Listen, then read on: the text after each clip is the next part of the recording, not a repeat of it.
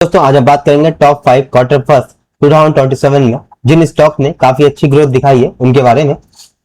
सबसे पहले हम 5 स्टॉक्स को डिस्कस करेंगे, फिर कंपैरेटिव स्नैपशॉट देखेंगे, फाइनल रेटिंग देंगे और फाइनल व्यू की बात करेंगे। चलिए स्टार्ट करते हैं। पहला स्टॉक है premier energy limited. Integrated clean tech player है और दोनों ही जगह पे काफी अच्छी हाई एफिशिएंसी का काम कर रहा है। सोलर सेल्स और फुली असेंबल्ड सोलर मॉड्यूल्स कह सकते हैं पैनल, और डोमेस्टिक असेंबलिंग करता है और जो सेल है वो चाइना से इंपोर्ट करता है और दोनों चीजों को बाद में मैन्युफैक्चर करता है और इंटरनली और काफी फायदा उठाता है सेंट्रल की पीएलआई इंसेंटिव का। कस्टम ड्यूटी का शील्ड भी मिला हुआ है लोकल लेवल पर। अगर इंडिया का सेकेंड लार्जेस्ट एग्रीगेट है सोलर मैन्युफैक्चरिंग का वॉल्यूम कैपेसिटी के हिसाब से। क्वार्टर फर्स्ट में रेवेन्यू ग्रोथ देखें तो सेल्स में हुई है लगभग 51% की और नेट प्रॉफिट में हुई है 103% की ईयर ऑन बेसिस पर, और रिटर्न ऑन इक्विटी है लगभग 29% का। पीई रेशियो 21 का है जबकि इंडस्ट्री का एवरेज 48 का। डेब्ट टू इक्विटी 0.1 है।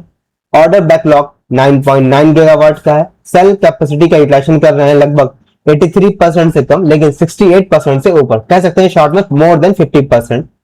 प्रीमियर एनर्जी की कैपेसिटी स्केल प्लान की बात करें तो सोलर सेल की अभी कैपेसिटी है 9.9 गीगावाट की, लेकिन 2028 का टारगेट है 16.3 गीगावाट का और सोलर मॉड्यूल का टारगेट है 2028 का 8.9 गीगावाट का।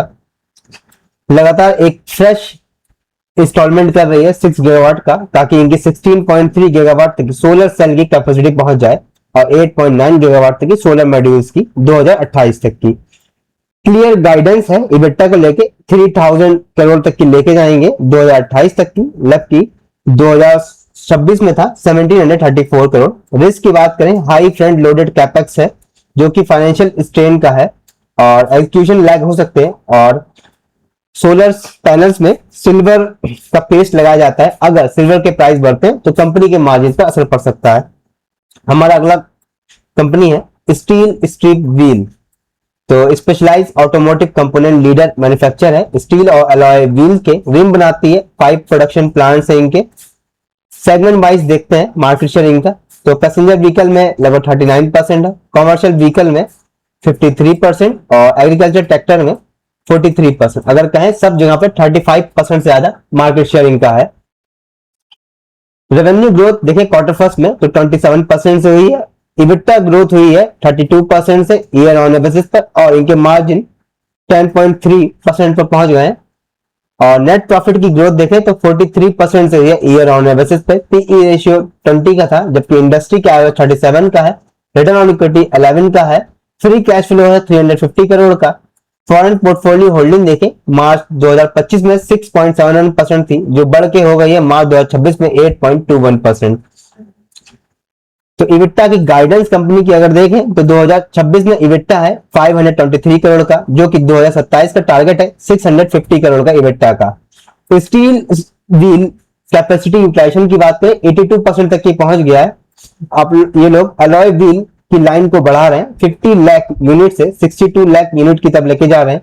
एक्सपोर्ट रेवेन्यू की गाइडेंस दी है 457 करोड़ से 600 करोड़ की 2027 में। रिस्क क्या है रॉ इनपुट के प्राइस, स्टील के अगर प्राइस बढ़ जाते हैं तो इनके बाद मार्जिन का प्रेशर पड़ सकता है। अगली कंपनी हिमाद्री स्पेशलिटी केमिकल। तो हाई मोट है केमिकल ऑपरेटर में, फंक्शनिंग करती है इंडिया के absolute largest coal tar pitch manufacture में और आउटपुट निकालती कार्बन ब्लैक केमिकल्स का। की विनर है चाइना +1 में पॉलिसी का। सप्लाई चेन डाइवर्सिफिकेशन शिफ्ट कर रही है, एक्सपोर्ट कर रही है हाई वैल्यू लाइंस को डायरेक्टली। यूएस और यूरोप में इनकी काफी बड़ी मार्केट है। कंपनी प्लान कर रही है लिथियम आयन बैटरी के मटेरियल में एनोड इनपुट बनाएगी और स्पेशलाइज्ड एलएफपी कैथोड फॉर्मेशन पर काम कर रही है ग्लोबल ईवी एरआई के लिए। क्वार्टर फर्स्ट में रेवेन्यू देखें 28% से बढ़ा है। इबिट्टा 33% से बढ़ा है। नेट प्रॉफिट 26% से बढ़ा है। रिटर्न ऑन इक्विटी 16% से। पीई रेशियो 42 का है जबकि इंडस्ट्री का एवरेज 36 का है। डेब्ट इक्विटी 0.6 का है। अगर प्लान देखें कंपनी का लिथियम आयन में तो 200 MT अप्रैल 2026 में कैपेसिटी जो कि स्टार्ट हो गई, लेकिन फेज 1 इनका टारगेट है क्वार्टर 3 तक ही कंप्लीट करेंगे और इनकी कैपेसिटी होगी 40,000 MT, लगभग 400 टाइम्स का स्केल होगा। फ्लैगशिप एनॉट प्लांट कमीशन हुआ है अप्रैल 2026 में, जिसकी कैपेसिटी 40,000 मैट्रिक टन तक की ले जाएगी क्वार्टर 3 तक की इसी साल में। लॉन्ग टर्म सेल्स ग्रोथ की बात करें, अभी सेल्स है इनकी 5,000 करोड़ की, लेकिन 5 से 6 साल का टारगेट है कंपनी का 30,000 करोड़ पर लेके आना, 6 टाइम्स की ग्रोथ करना। मैं आनंद राठी वेल्थ लिमिटेड की बात करें, प्रीमियर है non banking wealth management platform, high individual wealth और अल्ट्रा हाई इंडिविजुअल के लिए ये लोग काम करते हैं। पोर्टफोलियो एसेट एलोकेशन करते हैं, म्यूचुअल फंड डिस्ट्रीब्यूशन काम है, tax planning, investment banking adviser की तरह सिलेक्ट करते हैं कॉमर्शियल क्रेडिट लाइन को। अगर एयूएम की बात करें तो पहले साल था 87,000 करोड़, जो कि अब हो गया है 116,000 करोड़ का। क्वार्टर फर्स्ट में रेवेन्यू की ग्रोथ 18% से हुई है, नेट प्रॉफिट की 24% से, रिटर्न ऑन इक्विटी 38% से, डेब्ट टू इक्विटी बहुत ही कम 0.08, पीई रेशियो 74 का है, जबकि इंडस्ट्री का एवरेज 34 का है। और एक क्वार्टर के अंदर इनके पास 221 से 230 लोग आए हैं प्रीमियम पोर्टफोलियो वाले। तो कंपनी ने सिक्योर किया एएमसी का लाइसेंस सेबी से, ताकि फ्लोट कर सके अपने खुद के म्यूचुअल फंड प्रोडक्ट और ज्योग्राफिक एक्सपेंशन कर सके यूके मार्केट में। गाइडेंस इनकी ये है 2027 में 1200 से 1400 करोड़ का रेवेन्यू करेंगे और नेट प्रॉफिट करेंगे 460 करोड़ का। एयू में एक्सपेंशन होगा 20-25% का। बैंक ऑफ महाराष्ट्र की बात करें, हाईली इफिशिएंट पब्लिक सेक्टर है, मिड कैप बैंक है, 60 से 80% गवर्नमेंट ओनरशिप है, जो कि स्ट्रक्चरल पायलट है। फोकस करते हैं कॉर्पोरेट लोन से हाई यील्ड रिटेल, एग्रीकल्चर और स्मॉल स्केल इंडस्ट्री के लिए। लीडिंग सेगमेंट में काम करते हैं और अलाउ करते हैं हाई इंटरेस्ट रेट पर और एक्सपेंड कर रहे हैं अपने नेट इंटरेस्ट मार्जिन को। इनकी क्वार्टर फर्स्ट में इनकम ग्रोथ हुई है 14% से, नेट प्रॉफिट में ग्रोथ हुई है 21% से, और नेट ऑपरेटिंग प्रॉफिट में ग्रोथ हुई है 21% से, और नेट ऑपरेटिंग प्रॉफिट में ग्रोथ हुई है 34% से। टोटल बैंक बिजनेस ग्रोथ हुई है 19% से। रिटर्न ऑन एसेट्स की बात करें 1.8 से 1.9 के बीच में है। पीई रेशियो लगभग 28 का है, जबकि इंडस्ट्री का एवरेज 34 का है। रिटर्न ऑन इक्विटी 13 का है। लोन एडवांस में ग्रोथ देखें तो 26% की है, जबकि गाइडेंस 18% की थी। फिर फाइनेंशियल रेशियो देखते हैं एसेट क्वालिटी के लिए।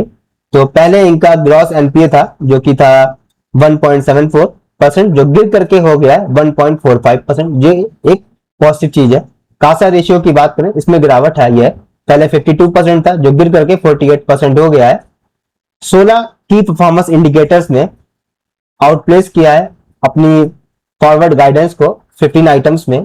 Cost to income ratio improve हुई है, 37 से 35% पे आ गई है।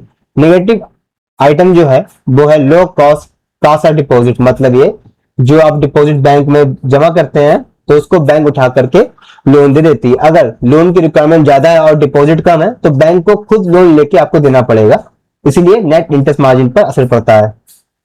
कंपैरेटिव स्नैपशॉट देखें, सबसे ज्यादा ग्रोथ की है प्रीमियम एनर्जी ने 103% की क्वार्टर फर्स्ट में। उसके बाद आता है स्टील स्ट्रिप व्हीकल, उसके बाद बैंक ऑफ महाराष्ट्र।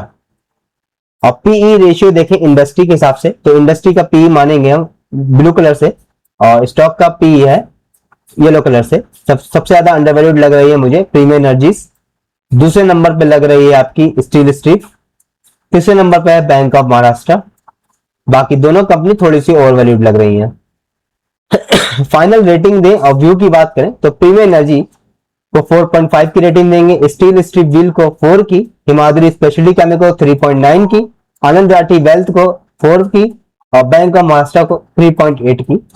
तो ये बोर्ड स्ट्रेटजी है क्वार्टर फर्स्ट की स्ट्रेंथ के ऊपर, और इसमें हमने स्टॉक्स को एनालाइज किया है, टॉप 5 स्टॉक्स पर बात की है। तो इस ये वीडियो सिर्फ और सिर्फ एजुकेशनल पर्पस के लिए है, कोई भी बाय सेल की रिकमेंडेशन नहीं है। कोई भी निवेश करने से पहले अपने वित्त सलाहकार से बात करें। धन्यवाद।